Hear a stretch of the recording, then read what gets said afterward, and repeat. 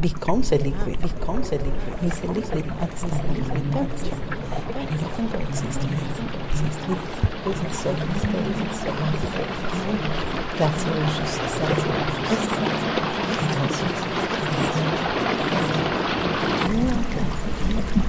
Water is a liquid at the standard ambient temperature, but it often coexists on Earth with its solid state, ice, and gaseous state, steam. It also exists as snow, fog, dew, and cloud. Fluid is a substance that continually deforms. A fluid is a substance which cannot resist any shear force applied to it. Map. A symbolic depiction highlighting relationships between elements of some space, objects, regions and themes. Cambridge. Population in 2011, 123,867. King's Ditch, 1216, looped around the east to south from the camp. Trinidad's Convent, Trinidad's Youth Centre,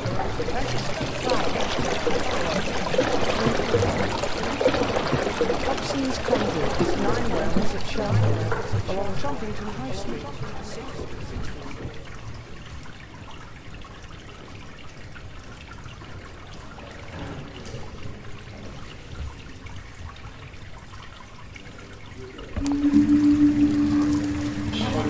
I love watching it cascade down. I love watching it cascade down. But there was that still was the only that was the only thing because he wanted to start. What we actually do is take water and break it in half, essentially. We do reactions that take the water, which is H2O, is its chemical formula, right? And we break it into the H's, hydrogen gas, which is a fuel source, and the O's, the oxygen. That's sort of just like a byproduct in the reaction.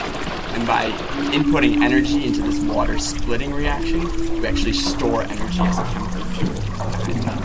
Does it still look like water? No, they're both just gases, just transparent gases. So I'm trying to work on understanding exactly what it looks like and how it works as well. It does this water split reaction entirely, so we can actually shine light onto here, hook it up in our electrochemistry room, hook it up to that electrical setup and measure the charges that are being passed through the material, and that tells you how much light you're splitting, how much water you're splitting as a hydrogen gas.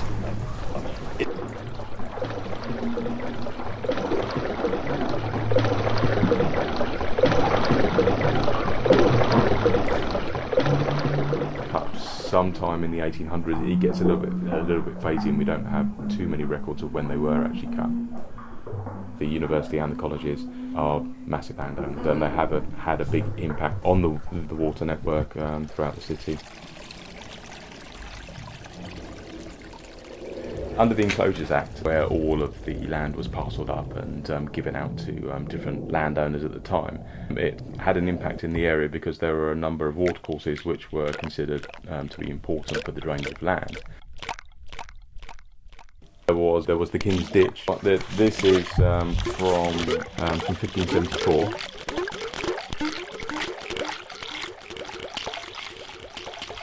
Could be the 1921, and it was an open watercourse.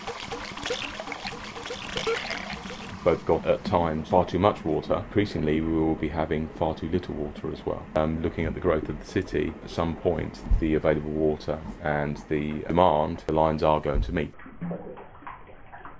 There is a course which has been diverted down Kings Court Road, and it feeds Pembroke College, so that's still there, still in that location, and still feeds it. The trust do still get payments from Pembroke College, and also from Emmanuel College and Forest College for supply water.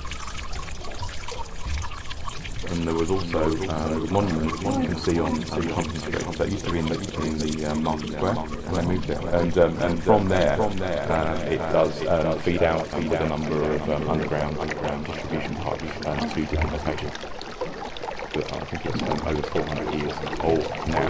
It still provides fresh water to local citizens and still has a large network running through the city.